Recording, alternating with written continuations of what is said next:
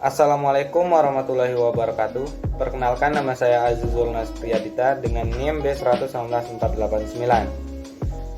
Di video kali ini saya akan sedikit membahas tentang kehutanan, yang mana video ini saya buat untuk memenuhi tugas mata kuliah Hukum Sumber Daya Alam dengan dosen pengampu Bapak Ivan Fauzani Raharja SHMH.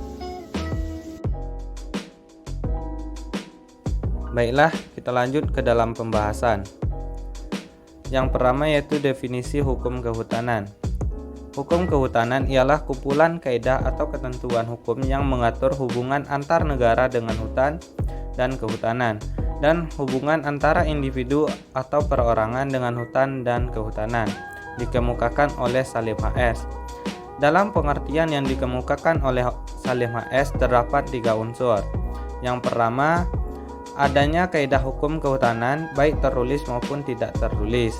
Yang kedua, mengatur hubungan antara negara dengan hutan dan kehutanan. Yang ketiga, mengatur hubungan antara individu atau perorangan dengan hutan dan kehutanan. Selanjutnya, jenis-jenis hutan yang ada di Indonesia. Yang pertama, hutan bakau. Hutan bakau adalah hutan yang tumbuh di pantai berlumpur.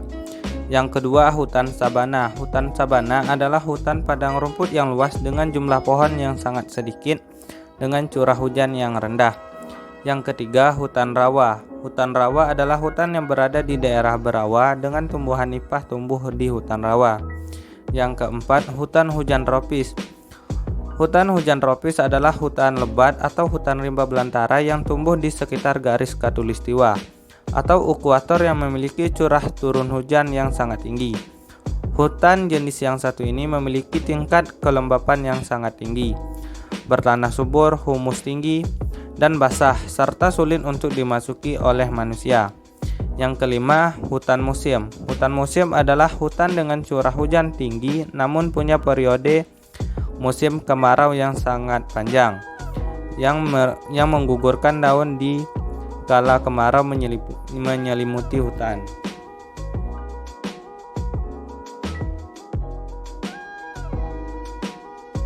Selanjutnya, pembagian hukum kehutanan. Hukum kehutanan terbagi menjadi 2 bagian. Yang pertama, hukum kehutanan tertulis. Yang kedua, hukum kehutanan tidak tertulis.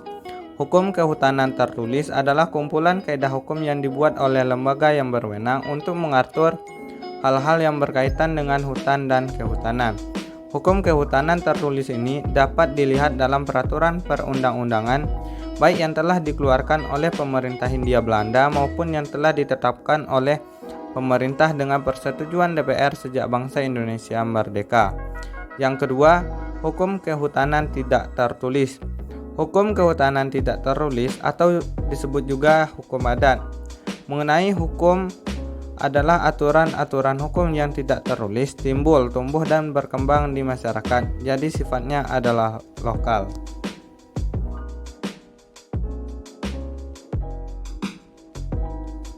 Sifat hukum kehutanan.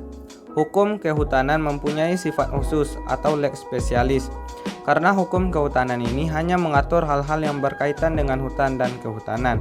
Apabila ada peraturan perundang-undangan lainnya yang mengatur materi yang bersangkutan dengan hutan dan kehutanan, maka akan diberlakukan lebih dahulu adalah hukum kehutanan.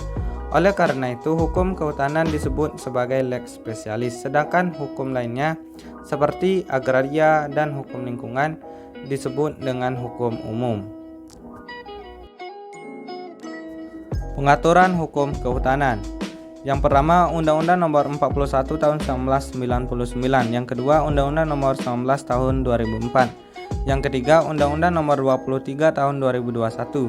Latar belakang hadirnya Undang-Undang Nomor 41 1999 awalnya di Indonesia. Undang-undang yang mengatur mengenai kehutanan adalah Undang-Undang Nomor 51 Tahun 1967 tentang ketentuan-ketentuan pokok kehutanan. Akan tetapi kemudian diganti dengan Undang-Undang Nomor 41 Tahun 1999 tentang kehutanan. Hal itu dikarenakan Undang-Undang Nomor 51 Tahun 1967 sudah tidak sesuai dengan prinsip pengurusan dan penguasaan hutan. Lalu hadirnya Undang-Undang Nomor 19 Tahun 2004, perubahan atas Undang-Undang Nomor 41 Tahun 1999. Perubahan terjadi karena di dalam Undang-Undang Nomor 41 Tahun 1999 tentang kehutanan tidak mengatur mengenai kelangsungan perizinan atau perjanjian pertambangan yang sudah ada sebelum berlakunya undang-undang tersebut. Hal itu menimbulkan ketidakpastian hukum dalam berusaha di bidang pertambangan di kawasan hutan, terutama bagi investor yang sudah memiliki izin sebelum berlakunya undang-undang tersebut. Juga menempatkan pemerintah dalam posisi yang sulit dalam mengembangkan iklim investasi. Oleh karena itu, kemudian pemerintah menerapkan PP pengganti, yaitu Undang-Undang Nomor 19 Tahun 2004.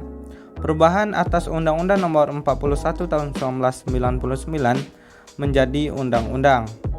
Lalu pada tahun 2021 lahir PP Nomor 23 Tahun 2021 yang mana hadir karena adanya Undang-Undang Cipta Kerja Nomor 11 Tahun 2020 yang mana kemudian lahirlah PP Nomor 23 Tahun 2021 tentang penyelenggaraan kehutanan.